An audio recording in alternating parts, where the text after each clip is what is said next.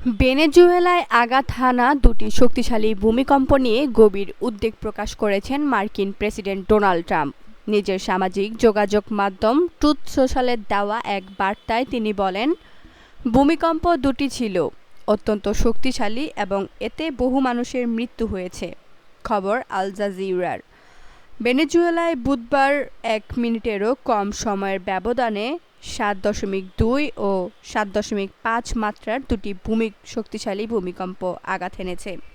এরপর থেকে দেশটিতে ২০টিরও বেশি আফটারশক অনুভূত হয়েছে। ভূমিকম্পে সবচেয়ে বেশি ক্ষতিগ্রস্ত হয়েছে দেশের উত্তর উপকূলীয় অঞ্চলগুলো। এর মধ্যে রয়েছে লা গুয়াইরা, আরাগুয়া, কারাবোবো এবং ফালকন রাজ্য। এসব এলাকায় ভূমিকম্প ও পরবর্তী কম্পনের প্রভাব সবচেয়ে বেশি পড়েছে। সংবাদ মাধ্যমে বিবিসি জানিয়েছে, প্রথম ভূমিকম্পটির মাত্রা ছিল ৭.২ এবং এর কেন্দ্রস্থল ছিল কারাবোবো অঙ্গরাজ্যে, রাজধানী কারাকাস থেকে প্রায় ২০ কিলোমিটার দূরে।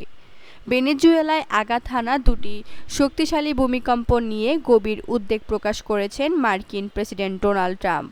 নিজের সামাজিক যোগাযোগ মাধ্যম ট্রুথ সোশ্যালে দেওয়া এক বার্তায় তিনি বলেন, ভূমিকম্প দুটি ছিল অত্যন্ত শক্তিশালী এবং এতে বহু মানুষের মৃত্যু হয়েছে। খবর আল জাজিরার। ভেনেজুয়েলায় বুধবার ১ মিনিটেরও কম সময়ের ব্যবধানে ৭.২ ও ৭.৫ মাত্রার দুটি শক্তিশালী ভূমিকম্প আঘাত এনেছে। এরপর থেকে দেশটির ২০টিরও বেশি আফটারশক হয়েছে।